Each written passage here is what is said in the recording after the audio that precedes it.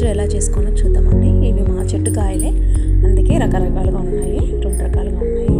వీటిని ఇప్పుడు చిన్న చిన్న ముక్కలుగా కట్ చేసుకొని ఉప్పు నీళ్ళల్లో వేసేసుకుందాం.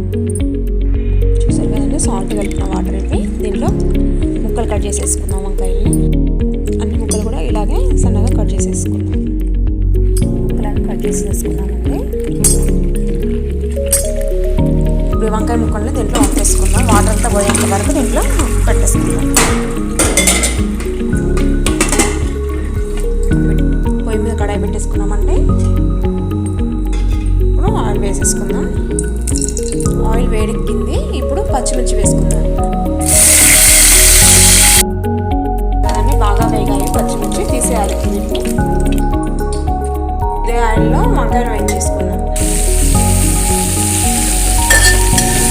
వీటిని కూడా మంచిగా వేయించుకోవాలండి. ఆయిల్లో మూత పెట్టేసుకుందాం. కదండి, వంకాయలు బాగా వేగాలి. వంకాయలు ఇప్పుడు మనం పచ్చిమిర్చి మిక్స్ పట్టేసుకుందామండి. పచ్చిమిర్చి వేసుకున్నామండి మిక్సీ జార్లో. అలాగే కొద్దిగా చింతపండు, జీలకర్ర, ఉల్లిపాయలు, అల్లం, కొత్తిమీర, 1 స్పూన్ సాల్ట్ వేస్తున్నాను. మీరు తగినంత వేసేసుకోండి. ఇప్పుడు మిక్స్ పట్టేసుకుందామండి. ఇప్పుడు దీంట్లో వేయించిన వంకాయ ముక్కలను వేసేసుకుందాం. బాగా చల్లారిందండి.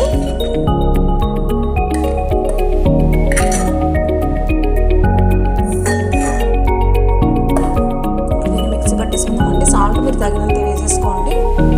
పచ్చడి బాగా మెత్తగా పట్టద్దండి. ఇలా కచ్చపచ్చగా పట్టుకోవాలండి. అప్పుడు చాలా బాగుంటుంది తింటుంటే. ఇప్పుడు దీన్ని తాలింపు వేసేసుకుందామండి.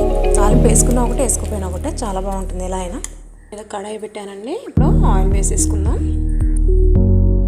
ఎల్లిపాయలు, కొత్తిమీర, కరివేపాకు, ఎండుమిర్చి, తాలింపు గింజలు వేడెక్కిందండి.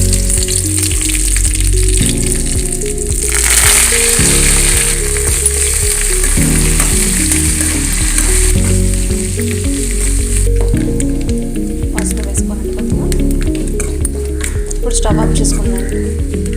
ఈ తాలింపుడి దీంట్లో పచ్చళ్ళు వేసుకుందామండి. టేస్టీగా చాలా బాగుంటుందండి. ఇప్పుడు ఇది పచ్చడి, వంకాయ పచ్చడి వేడి అన్నంలోకి ఎంత బాగుంటుందంటే ఒకసారి టేస్ట్ చేసి కామెంట్ పెట్టండి. మీరు కూడా ఒకసారి ఇలా ట్రై చేయండి. ఎలా ఉంటుందో చూడండి. టేస్ట్ ఎలా ఉంటుందో కామెంట్ పెట్టండి.